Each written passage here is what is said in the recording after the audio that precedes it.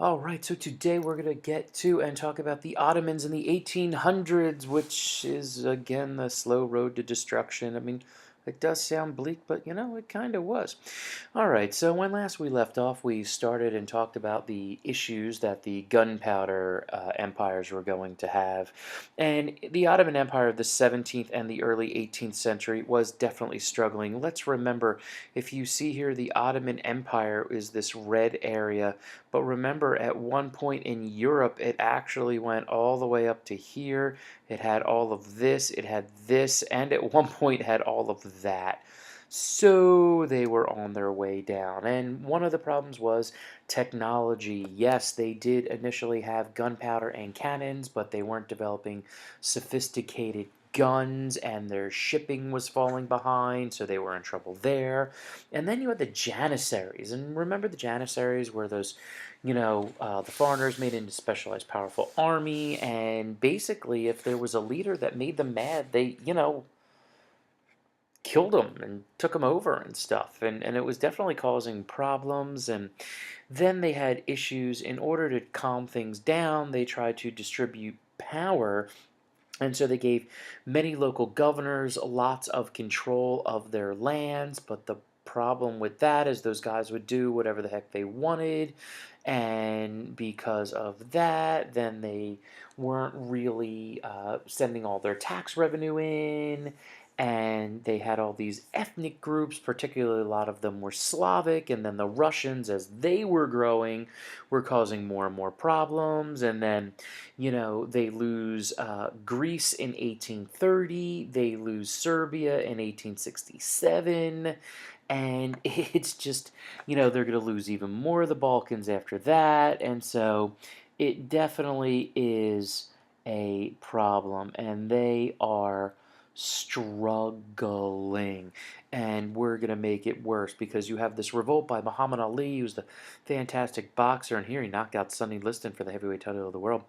But of course, we know that's not really him. We know that is this guy here, Muhammad Ali, who was able to lead a revolt in Egypt. And I have here possible success in that he was actually on the verge of conquering and pushing out the Ottomans in the 1820s, but once again the British intervened because they thought that would definitely give a little bit too much instability in the area, so they come in and they are able to support the Ottomans, but what they do is cut a deal to make Egypt autonomous from the Ottoman Empire, and actually over the course of actually the next 50 years, Egypt would break free. Now, this is really bad because there was a lot of economic input from this area, as well as a lot of grain and things like that, and so the Ottomans take yet another hit. Oh, and then their economy is going to fall apart. And as you can see here, it's going to fall right off a cliff. They are not involved in the Atlantic system at all. They don't manufacture anything. Actually, at one point, in order to stay afloat, they have to take loans from European powers, which puts them in debt. And then basically, in exchange for the loans, the European powers put them in a position of what we call capitulation, in which foreign merchants are able to only follow rules of their home country, so they can come into the Ottoman Empire and basically do whatever they want, and they actually don't have to pay any major taxes. So it's just a mess until the Sultan Selim, who ruled from 1789 to 1807, and what he wanted to do was to remodel the army so as to curb the power of the Janissaries and make some economic changes. The Janissaries, unfortunately, were not very fond of this and will have a big-time revolt, as you see here from a scene in Assassin's Creed. The Janissaries are very scary, and what they do is they actually kill much of the army and everyone in the royal family except for one person. And that one person was Mahmud II. And you see him pointing to the Janissaries he's going to go kill. Mahmud II goes into hiding. He is able to come back out and gets a lot of the non-Janissaries, which actually were a larger part of the army, to come with him, and they are going to go and kill all of the Janissaries. So now they are gone, and this guy is about to make some massive changes. And those changes are called the Tanzimat movement. The movement itself had this really cool coat of arms over here. The Tanzimat movement lasted from 1839 to 1870, and it was like a time in which the Ottomans try to kind of come back. Now, they actually have a little bit less land at this point to deal with, and that's probably a good thing. The whole idea is this was a massive reorganization of the military, creating scientific and military academies, changing the government, increasing technology, and it really worked for quite a while.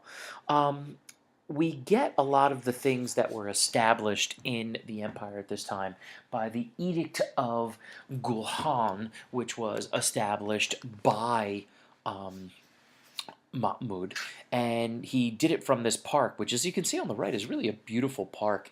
And it did a lot of different things. First and foremost, it applied that law applied equally to all Muslims and non-Muslims, which was a big deal. There was lots of discrimination against non-Muslims here, so that was important.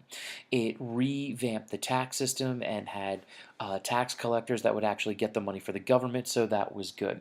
It eliminated societal groups. In other words, the whole marginalization of Muslims and non-Muslims, and then dividing up the non-Muslims even further. It really fostered people to share and interact with each other a lot more. For the first time, the Sultan could no longer take property without asking, so it was illegal for him to seize power. Then they adopted the European money system, which is going to be really important. And they will also expand education, like state run education, much like Britain and Europe and France had this time, and they really get things going. And that's not even it. There you have another ruler, Abdul Hamid II, that will increase rights of people, that all people have the right to trial and representation at trial. It allows anybody to join the military. It actually will encourage people to enlist in the military, and will actually do some conscriptions and drafts, which are actually done in a way that didn't anger everybody. It will establish private property laws. It will actually allow non-Muslims to own their own property, which for the first 500 years of the empire they were not allowed to do. Now, they still had to pay the jizya tax, but that was pretty cool. Um, and later on, Abdul Hamid II in the late 1800s will also accept a constitutional monarchy. And so, right here by about 1870, it seems like everything is going on and is going to work pretty well.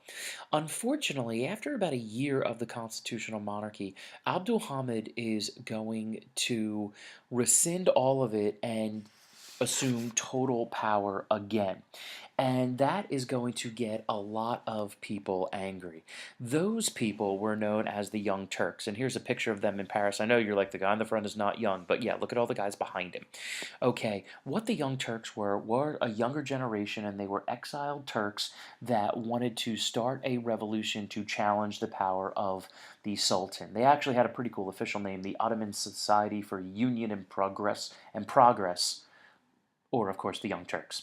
And what they were able to do is lead a revolt and install Mehmed V Rashid on the throne. He was basically a puppet. But Mehmed V actually did some pretty cool things. He tried to develop universal suffrage, men and women, establish freedom of religion, and if you look at actually modern day Turkey, although they're having some current issues, is a place where you do have multiple religions, no jizya tax or anything like that. Secularization of the state, so actually moving away from Sharia law, and free public education for all people. And things were going really good, except there was one bad thing. Everything had to be run by the Turkic ethnic group. And this is kind of a big deal. You will see increased discrimination against ethnic minorities. Pretty much everybody else, also the Arabs as well, which will lead to massive problems in the future. And one of the things that this focus on the Turkic peoples and not everybody else, it will also eventually lead to the massacre and genocide against Armenian Christians. But nonetheless, the Ottomans are still kind of holding on here, struggling a bit. Lots of changes, but we'll come right back to them when we get into the 20th century. All right, get your questions and comments, guys, and I'll see you soon.